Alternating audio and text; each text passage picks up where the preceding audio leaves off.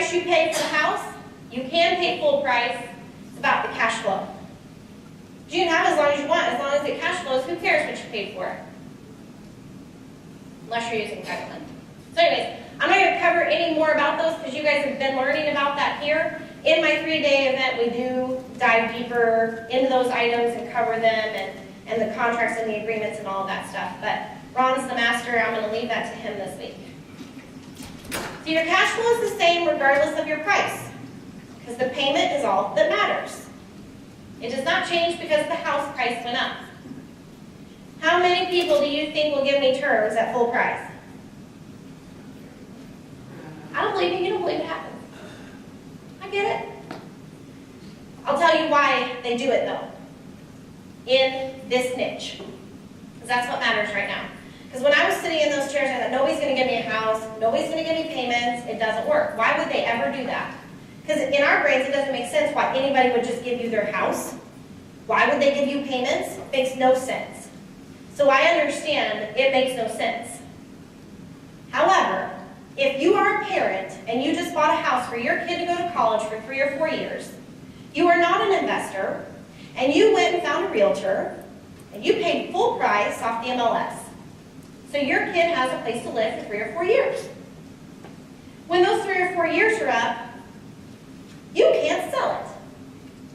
Because you owe exactly what you owed 3 or 4 years ago. You paid top market value, and you now need 6% more to pay your realtors. Mom and dad either have been getting no money for the house for the last 3 to 4 years, or they've been getting a little bit of rent from whoever lived with their kid in this house. Whatever I pay them is better than what they've been getting.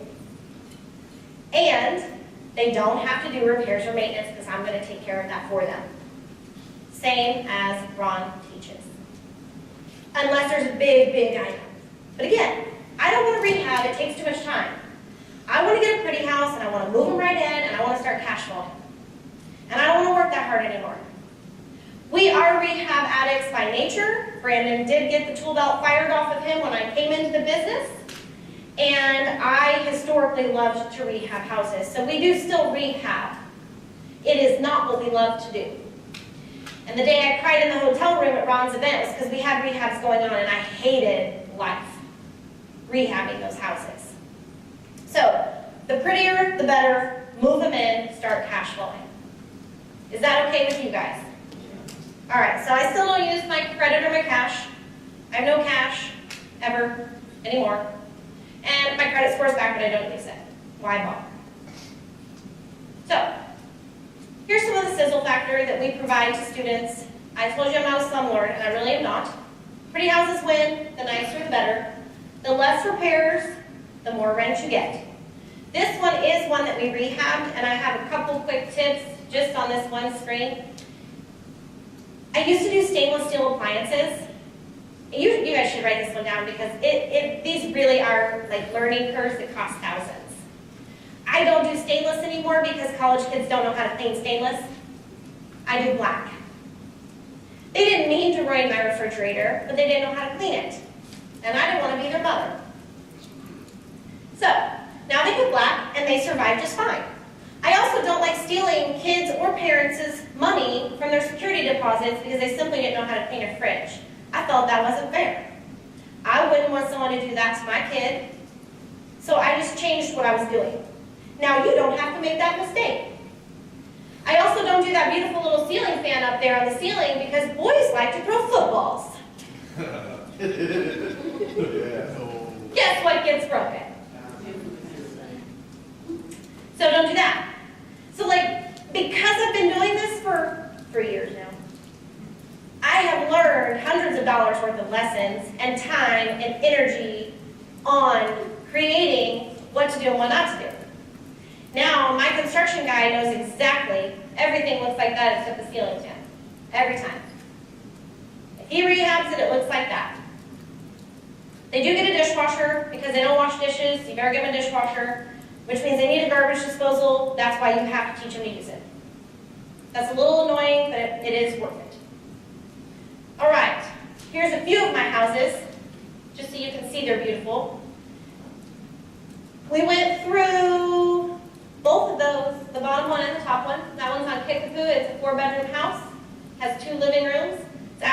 gorgeous.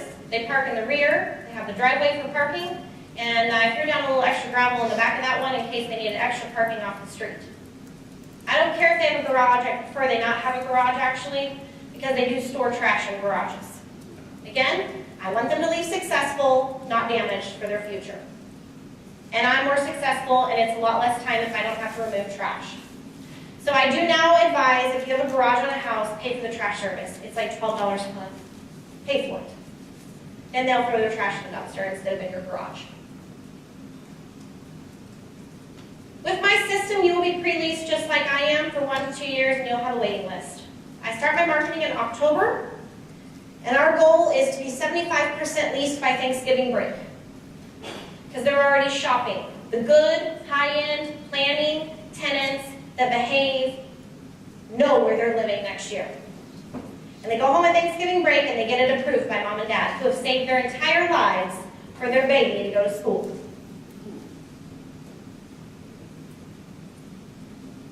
I've just studied the behavior and it's all predictable now.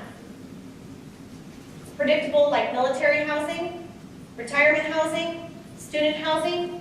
You can take this concept and twist it into several of those different models. You know the predictability of the person you're dealing with.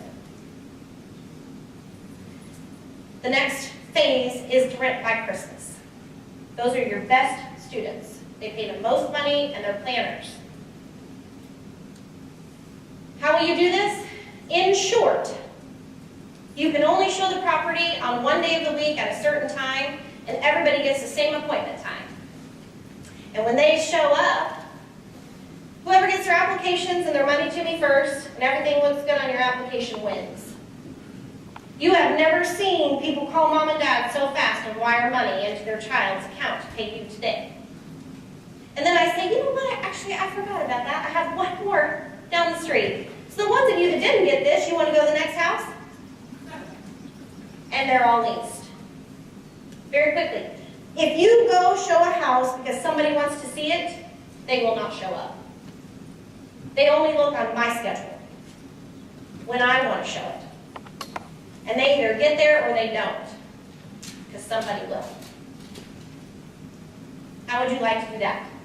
How many of you guys have ran and shown houses over and over and over again whenever someone wanted to see it? It's exhausting. The quickest way to renew a lease, put a sign in the yard. They will call you like a hot potato. Don't give my house away to somebody else. I want to stay here. So what, we talked to you last week. You weren't sure. No. We'll come in and we're going to sign a lease right now. Well, you don't have to come in. We'll just send it to you by e-sign. Get it back to us. You're full now for 24 months.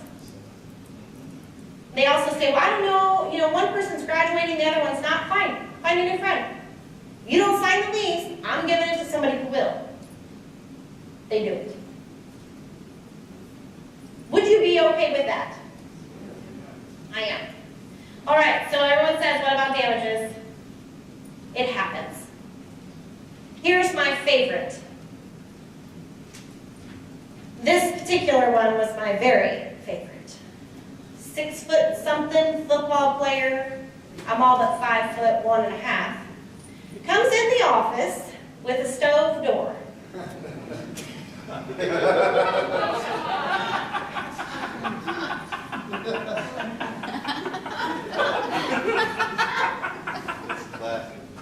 I say, what happened? He says, well, I got drunk and I tried to make taquitos last night. How much for a new stove? Please don't tell my coach. $500. I have a new stove.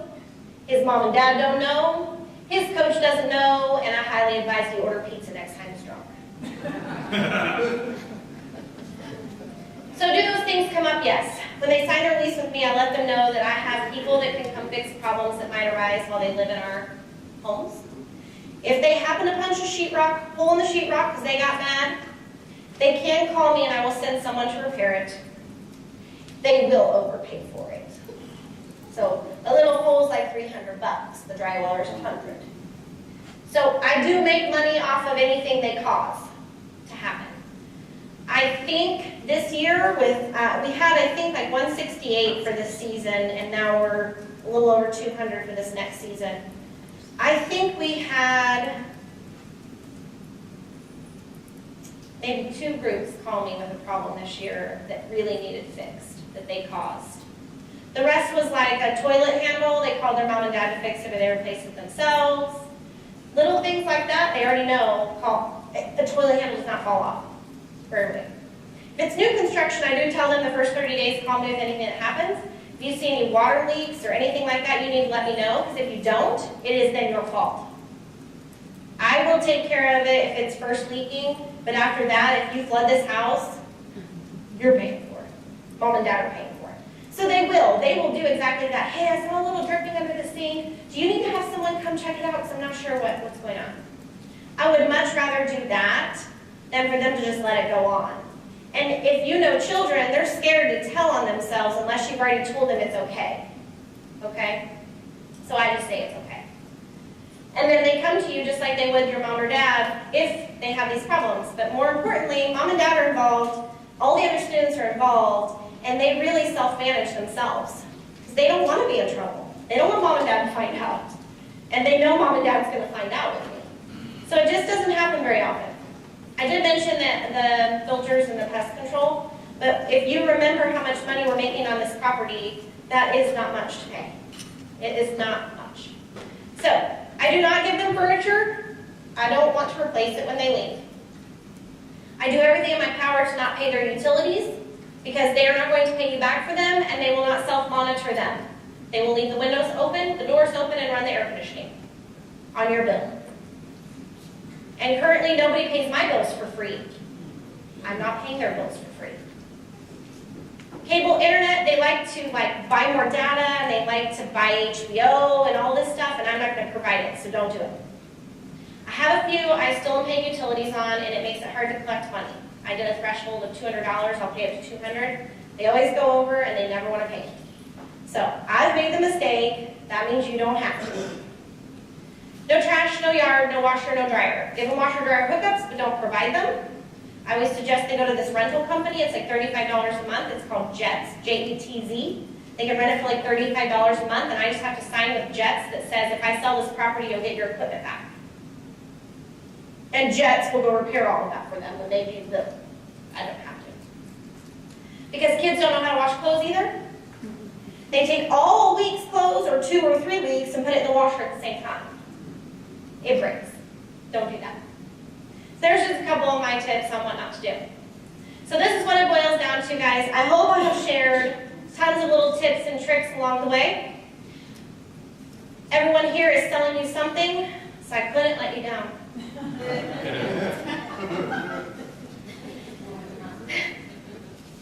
So it really is just your job to determine if what I've had to say here today is something you can implement into your investment portfolio, or maybe just as a hobby.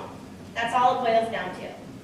And I'm doing this because I love to teach people and help people, and it's super rewarding. And Ron kind of got me addicted by allowing me to teach his students.